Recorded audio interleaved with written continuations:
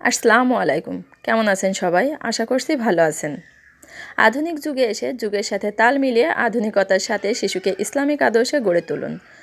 তাহলে শিশু ভদ্র ও শান্ত হবে।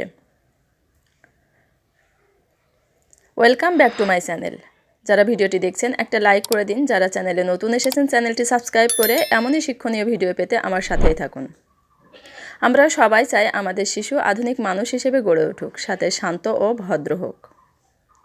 ইসলামিক জ্ঞান শিশুর ভিতরে না থাকলে কখনোই সেটা সম্ভব নয়।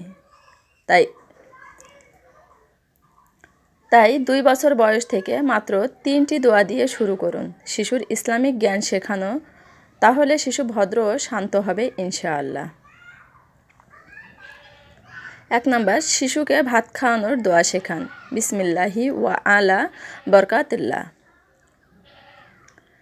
2 নাম্বার, শিশুকে পানি খাওয়ানোর দোয়া শেখান। ওয়াসাকাহুম মুরাব্বাহুম সারাবান তুহুরা। পানি খাওয়ানোর আগে শিশুকে এই দোয়াটা একবার শিখিয়ে পানি গালে দিলে নিয়মিত কিন্তু সে এটা শিখতে শুরু করবে। শিশুকে ঘুমানোর আগে ঘুমের দোয়া শেখান।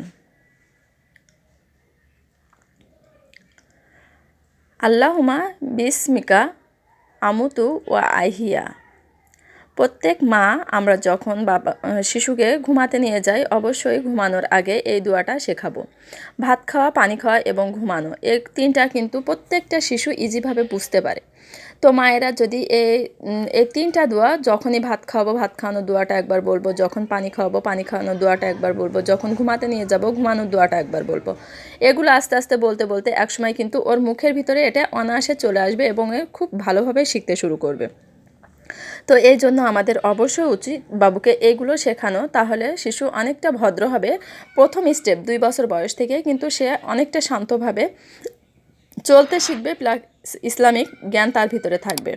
যারা চ্যানেলে নতুন এসেছেন চ্যানেলটি সাবস্ক্রাইব করে আমার পাশেই থাকুন। আল্লাহ হাফেজ।